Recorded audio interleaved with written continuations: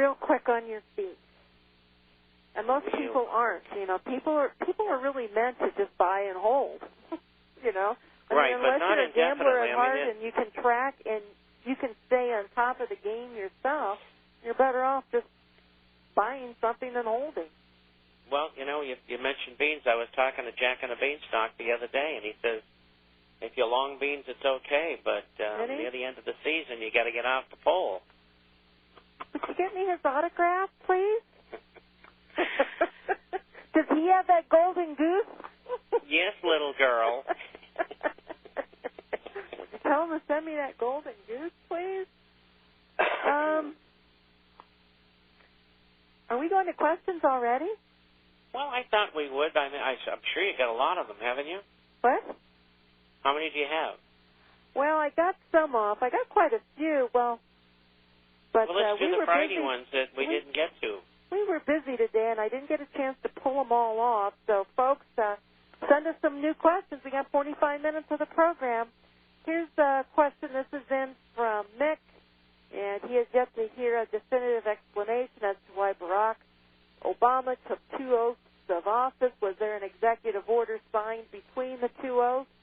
If so, what did this executive order say? Please explain what this means and what happened. Well, you know, I got an email today from one of the subscribers, and he said, the bottom line is, in that letter to the editor will be in Wednesday's issue, he said, they can't do anything to make him an original just solely citizen or just sanguineous. And what that means is that if you're not born in the United States, under no circumstances can you be the president or the vice president. And that's the end of it.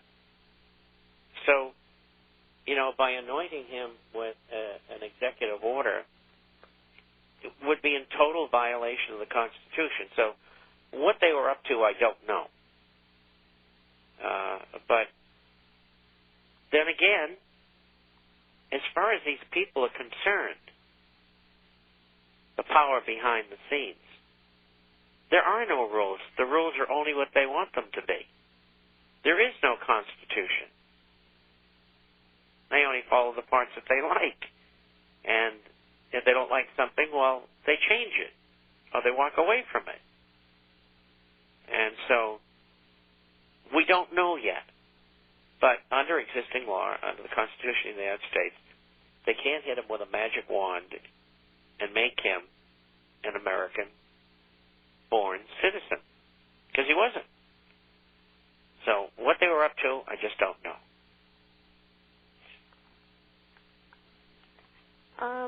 This is in from the same gentleman, and it's a little lengthy, Bob, and he wants me to read this to you. What do masters of the universe have in store for the U.S. economy?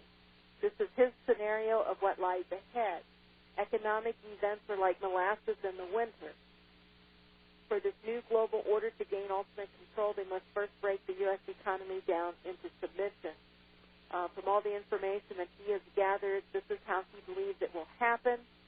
He says, look at the current world low price of oil. This is by design, the purpose to bring OPEC and Russia down to their economic needs in an effort to bankrupt these economies. Prior to this unfolding, oil war, the U.S. stored massive amounts of oil to sell into the market to keep the price down currently, just like they did with gold. OPEC has cut production, and yet the price is not affected, enforcing his point. We have made a deal with China to buy our bonds in exchange for low oil prices.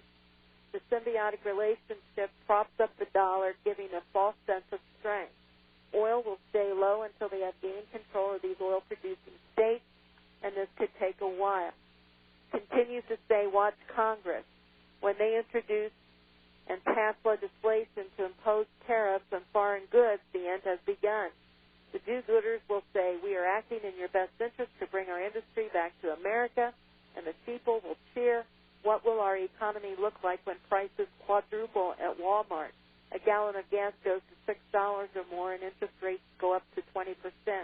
Add all this to the hyperinflation of the money supply, and it spells a dire situation for all Americans. These are the lag bolts of our economic coffin. And he wants your thoughts. I agree with it all except the end. And the end is you're talking about a quadrupling of prices, and that is not true. Prices will go up. Inflation will go up if you put on tariffs on goods and services. But there's a two-edged sword to that. All of these companies that moved out of the country, such as automobile manufacturers, when they send the car back in, it costs them $8,000 to build that they're selling for $15,000.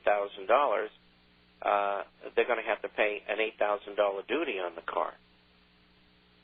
The car will be the same price. That means that if they want to compete, they're going to have to compete with the price of production in the United States. So if the same car costs $22,000 for sale and is made, say, for $17,000 in the States, then that tariff will go up another $7,000. So I don't think many of those automobiles will be coming into the country. Another thing is you take services, IBM. They create programs. Let's say they sell a program for $400, and it costs them about $50 to have the program made, let's say, in Mexico City. And so they're selling them in the United States at $400. But to have the same program created, say, from a competitor in the United States, the cost is $250. So IBM would have to pay a $200 tariff in order to sell their program in the United States. So what is IBM and other manufacturers going to do? They're not going to stay outside the United States. They're going to move their production back into the country. And that's really what it's all about, getting jobs back. And that's the only way we're going to get them back. And if we have to pay for a T-shirt that we're now buying from China for $1 and pay $2 for it, it's worth it. Because the alternative is no jobs at all and revolution.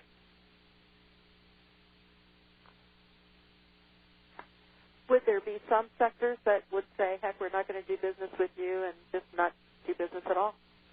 I'm sure there'll be some. Good. Yeah. Fine. Let them. I mean, who cares? Yeah, America's big enough to do their own thing. What concerns me is the machine tool industry. All these people have been laid off. A lot of them are retired or, they're older people. Have we lost everybody who's in machine tools? It's a very hard of production, and it's a very, very important factor. People who operate lathes and things like that, we would desperately need them.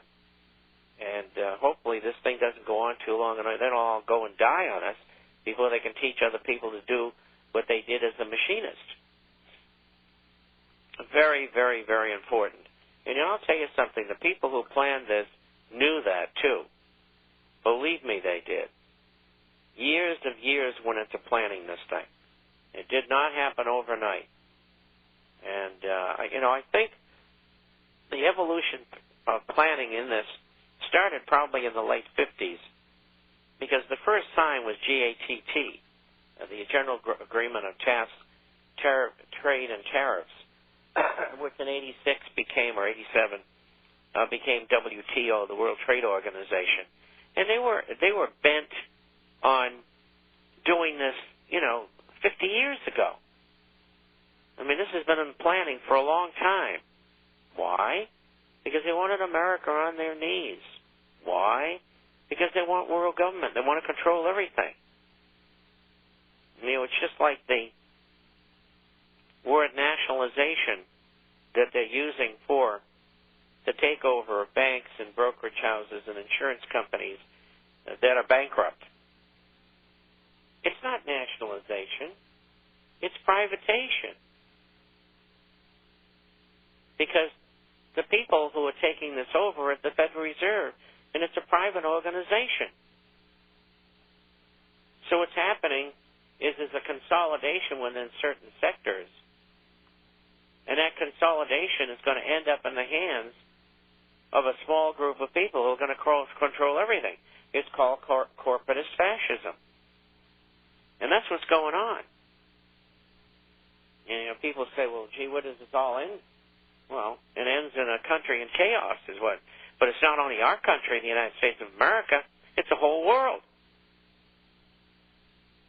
Everybody's going to be in trouble. There won't be any exceptions. I mean, look at Germany, the exporting powerhouse of the world, along with China now. China's number one. And they're both going to be hurt. They're major exporters. Germany probably won't get hurt nearly as much as China.